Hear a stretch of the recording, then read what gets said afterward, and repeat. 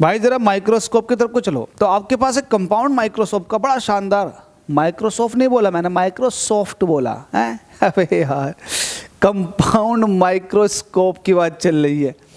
Compound microscope है, तो आपसे कह रहा कि आप ये बताओ जो कंपाउंड माइक्रोस्कोप होता है उसमें जो आईपीस और ऑब्जेक्टिव लेंस होते हैं उनमें उनकी खुद की फोकल लेंथ बहुत ज़्यादा कम क्यों रखी जाती है।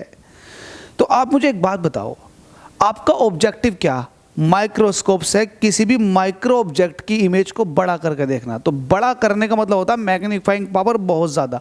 और आपको फिर ये पता होना चाहिए कंपाउंड माइक्रोस्कोप की जो मैग्नीफाइंग पावर होती है वो ऑब्जेक्टिव लेंस की मैग्नीफाइंग पावर का मल्टीप्लिकेशन होता है आईपीस की मैग्नीफाइंग पावर से। अगर आप ऑब्जेक्टिव लेंस की मैग्नीफाइंग पावर का फॉर्मूला लिखेंगे या फिर मैग्नीफिकेशन का फॉर्मूला लिखेंगे तो ये होता है L/F0। F0 क्या है, ऑब्जेक्टिव लेंस की फोकल लेंथ, और ME क्या है, मैग्नीफिकेशन ऑफ आईपीस। आईपीस ने कितना मैग्नीफिकेशन किया, तो ये हो जाएगा D/FE।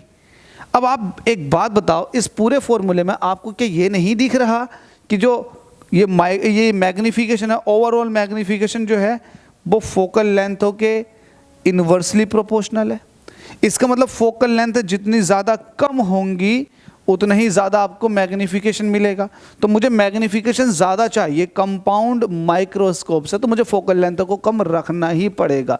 यही पूछा था, why must both the objective and eye piece of the compound microscope have short focal length. तो रीज़न आपको पता चल गया, because we want to have the larger magnification by compound microscope, that's why we have to taken the small focal length of objective piece, objective lens and eye piece. ठीक है, समझ में आ गई ना बात।